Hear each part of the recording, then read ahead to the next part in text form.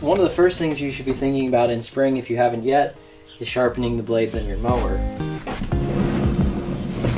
So it's pretty easy to want to get outside mowing and forget about your lawnmower blades. So make sure those things are sharp. It's important to be able to cut, especially early spring, get some of this grass cut cleanly, and all year long it's important to have those things sharp. Anytime I'm working on this mower, I want to make sure that I pull that spark plug wire off there. Make sure that you do that. Make sure. So you never want to do this with your blades without taking the spark plug off. I watched a video of Mr. Ryan Knorr sharpening his blades or changing his blades or doing something, but he didn't take the spark plug out, because as you're turning that, the engine could fire up and cut your finger off or your hand off. So I win this round because I did the spark plug. Also shut the gas off here, and then you can just easily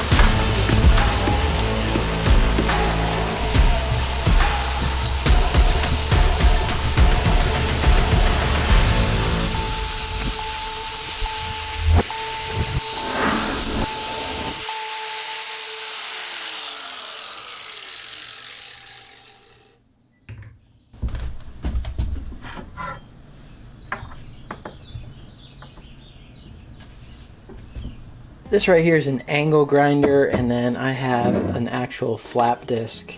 This is a method I've been using to sharpen blades in the last year or so. It's worked really well for me. It's easy to control, and it doesn't take off quite as much as a metal grinding disc would, so you have more control over the blade and not removing too much metal. So it's really as easy as that for sharpening blades. You just want to follow the original angle of the blade as much as possible. So that's why that flap disc makes it very easy. With a grinder, I found that it's kind of easy to start taking off too much metal, but that thing is almost like polishing metal in a way, I guess you'd say. And so I really like the flap disc method. The grinder's cheap. Those flap discs are pretty cheap. And it's way quicker than using a hand file for sure. Then after I'm done there, I'm just putting it on a little balancer. When I put it on the first time, I noticed that one edge was actually dipping, so I took more off of that edge, took a little more weight off of it, and now I'm getting a good balance on everything. So time to put it back in the mower.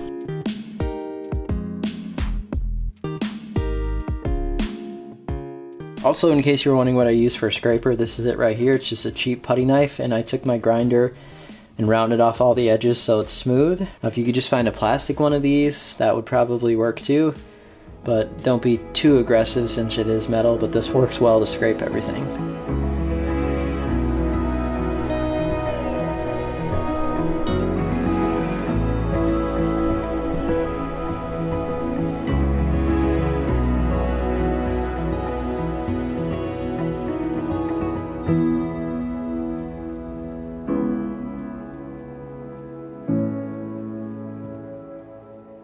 That was seriously just a few days ago, and tomorrow it's supposed to be 80. If you live in the Midwest, you know exactly what this is like. It's up and down and crazy all the time. So you never know what you're gonna get.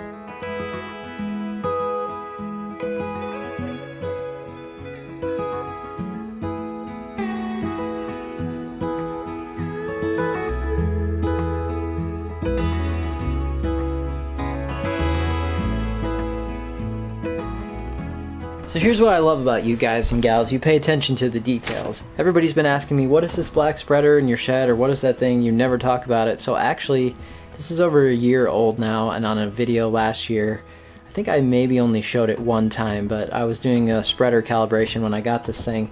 I just ended up finding that I like my Scott spreaders because I like to do a lot of small applications of things. That spreader seemed to work better when you're pushing more product out, and as I do a lot of low applications, it wasn't working quite as well for me. But if you're doing more of like a 3 to 4 application type program in your lawn, then something like that would be great for you. It would work perfectly, and it does have the nice tires on it, and it does work well. But I don't know what I'm going to do with it yet. I was considering selling it, but then I thought about maybe also using it to spread sand. Should I do some top dressing? Going back and forth on that. Tell how much I've used it here. Still has the manual sitting on top. Definitely remember to put your spark plug wire back on, or you'll be cranking on the motor and wondering why it's not starting. Put my gas line back on. About to get my nice clean mower all dirty. Alright, so this area was one that I dormant seeded in January, and so far I'm not really seeing a whole lot of activity. That's not surprising to me because the temperatures have still been fairly cold. But what I am seeing is the bluegrass that was there, all this little stuff here, starting to spread out and starting to fill. So you see these little plants here, these grow up and then that starts to fill in, and it's kind of a cool system with bluegrass, but there's a lot of fescue mixed in here. I still need to paint that thing, do a few more things to it before it's completely finished, so I didn't want to put in a bunch of good renovation work over here and then trample on it. This was an area, again, that I did seed in January. It's very dry already here, and I really should be watering it, but I sort of wanted to see naturally what was going to happen coming out of the winter season, if any of that seed was going to germinate on its own. So I'm just letting it play out at this point.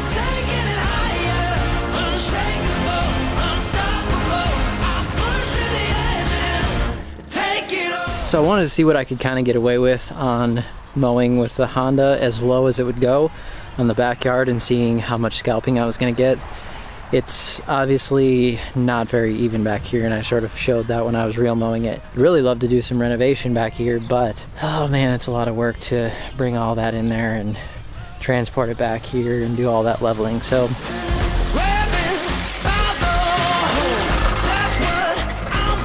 I think I broke the 1/3 rule just a little.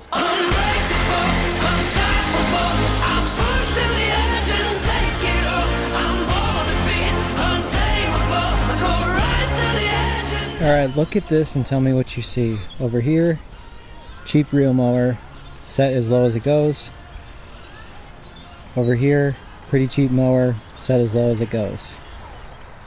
Now I'm really torn by that because I really like the suction of a rotary mower to pull up all those grass blades, make things look really nice and clean. In order for me to not scalp and cut that low, the 4-wheel design doesn't really work. On the reel mower, even that cheap one, which is, I think it's listed right now for about 70 bucks, that prevents you from digging in. It doesn't have 4 wheels to dig into holes and scalp and all that. So it's more work, but honestly, my backyard is about 3,500 square feet. I've timed myself doing it before, and if I really get after it and get moving, I can do it in less than 20 minutes cutting with that reel mower, even though it's only 16 inches wide. So not bad, really. If you really enjoy mowing like I do, I don't wear this shirt for no reason.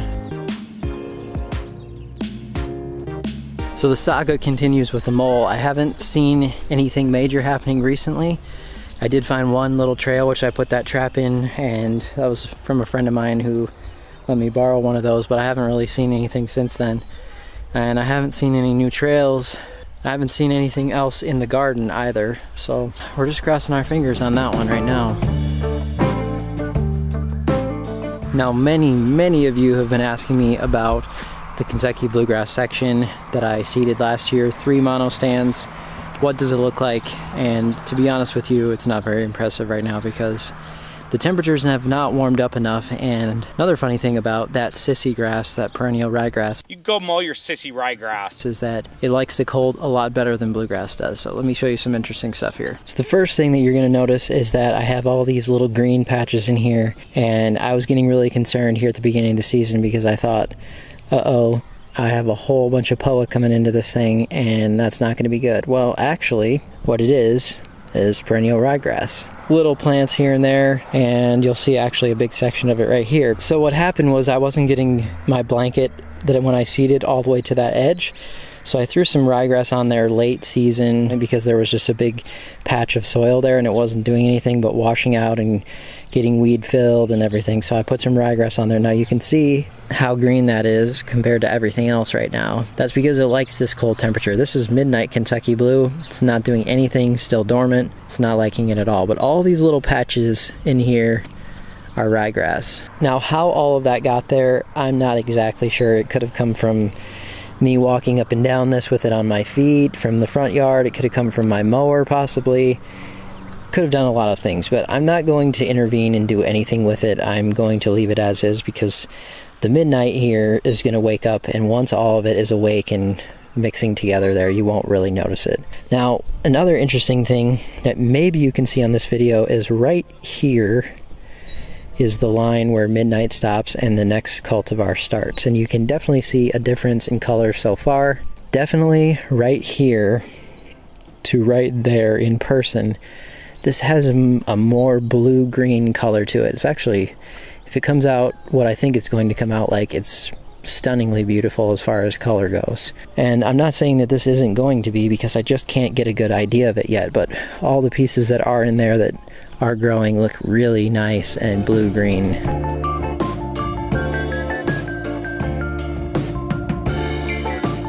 So if you've been following along, you know that I sprayed these weeds last week. This is early season. I wanted to test out that ester-based formula and see how it was going to work in colder temperatures. These things are pretty much toast.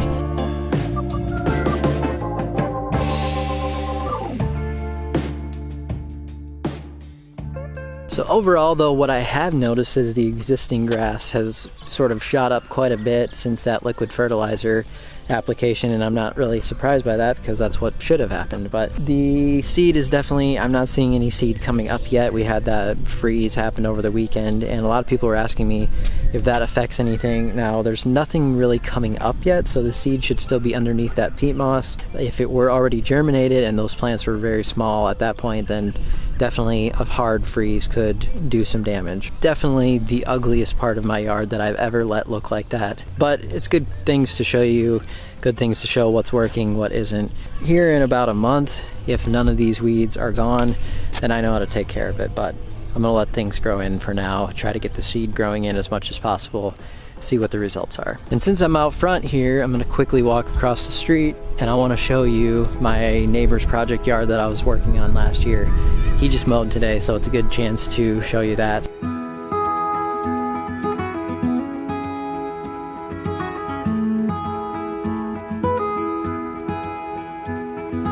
Now compare that to last year when I started on that lawn. Actually, I started it in May last year, so it was later than it is right now by about a month. The results have been pretty impressive with early on here and what it's looking like. I didn't do anything crazy to it.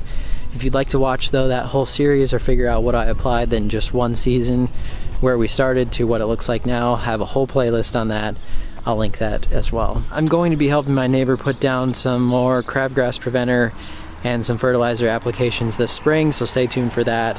And stay tuned for sort of the continuation of that big project yard that I started last year. I'm going to be going back out there soon and sort of showing you the update on that and what's going on. Make sure you're subscribed to see all of that. So for a second here, with all this craziness going on outside in the world, I wanted to give you an idea of something that my aunt sent to me. And yes, it is pronounced aunt if you are from Minnesota. So for those of you down south and who have no idea what I'm saying, you may have to look up that pronunciation. But in all seriousness here, she had a good idea for me. She works in sort of the healthcare field, sees a lot of what's going on in the healthcare field, and during these times right now, she said it might be a great idea to let my audience know here and myself know that if you have some people around you who are doctors or nurses or dealing with this whole thing, and it gets to the springtime here, they might be working a lot of hours, try to help them out as much as possible, maybe with some lawn work if you can do it, maybe help out with mowing, or just anybody who is dealing with this thing and on sort of the front lines at this point. It would be great to help them out and help out with some yard work if that's what you want to do, since that's sort of what we do here on this channel. But I thought that was a great idea though to just share with you. So thank you to my aunt for telling me about that, and I think it is a fantastic idea to help out.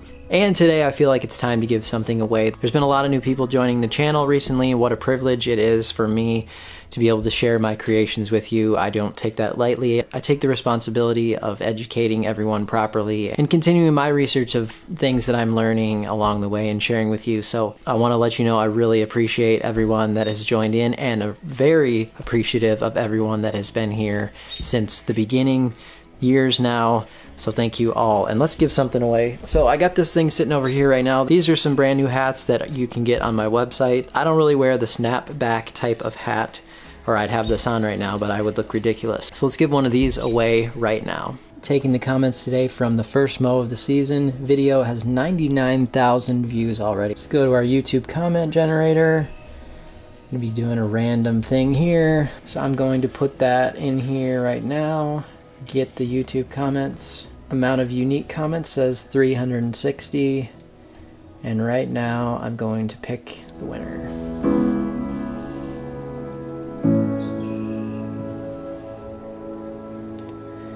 So there is the winner right now. Please send me an email, ryannorlawnCare@gmail.com.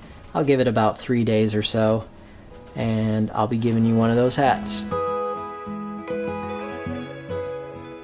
Alright, it's been a couple days since I filmed those updates on the weeds and how everything was looking, and yesterday it was 82 degrees here. My skin was not such a fan of that, so definitely got a little sunburnt, but today, since it was warm, I want to show you some updates on that tenacity real quick.